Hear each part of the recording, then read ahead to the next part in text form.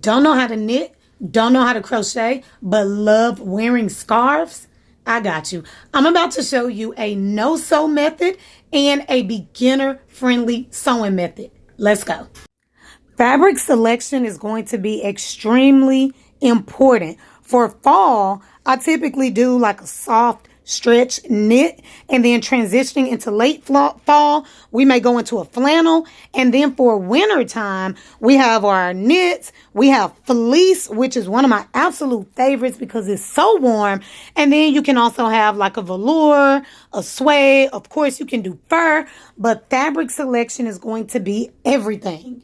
So with this method, all you're going to need is your fleece, which you can always catch on sale during this time of year, or you can catch really good coupon offers. All you're going to need is your fleece and a really good quality, sharp pair of scissors. The reason being is you're going to just basically cut your fleece, and you want the line to be as straight as you can possibly get it. I started on this side. I was using the edge of my table. This is just like one of those fold-away tables, and I use that as a guide, and I have to do this side of it. But basically, when you cut fleece, you're pretty much done with it. You just want to have really good quality scissors, really good sharp cuts where you don't see a whole bunch of like nipping at it. And then you can do so many different things with it. You can do little slits in here and make it fringe. You can do the slits. You can knot it on the end. You can keep it long if you want, whatever length you want. You can put a stitch here and turn it into an infinity scarf, which is my absolute favorite. And I love really chunky scarves. So you see that mine is pretty wide. I usually go with about 10 or 11 inches. Let me show y'all what that looks like.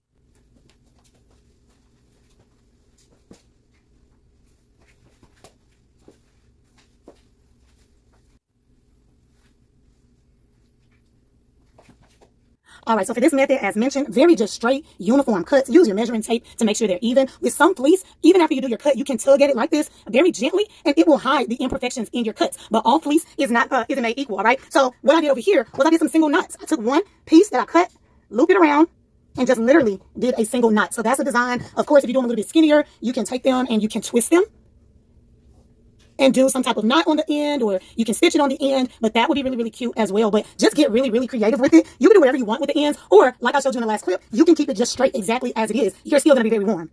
All right, so for this next one, you're going to fold your fleece in half, okay? Put the ends of it together, make sure it fully aligns. I like really big, chunky scarves, so the length of this one, I'll be able to wrap around my head or around my neck twice. All you're going to do to establish this is you're going to sew this top of the fleece, guys, and you want to serge it for extra security. If you don't have the serger, do a zigzag stitch. Let me show you what that looks like. All right, winter look. See that one straight seam? It's a huge circle. I'm gonna wrap it around once, wrap it again, around again, fluff it out, and this is one of my favorite looks for winter. And I can even cover my mouth. I'm running out of time, so you know what to do. Like this video, comment, share it with a friend. Let me know that you are ready for part 2. Make sure you also follow me on all social medias. I got more scarves to show you. You can make these yourself.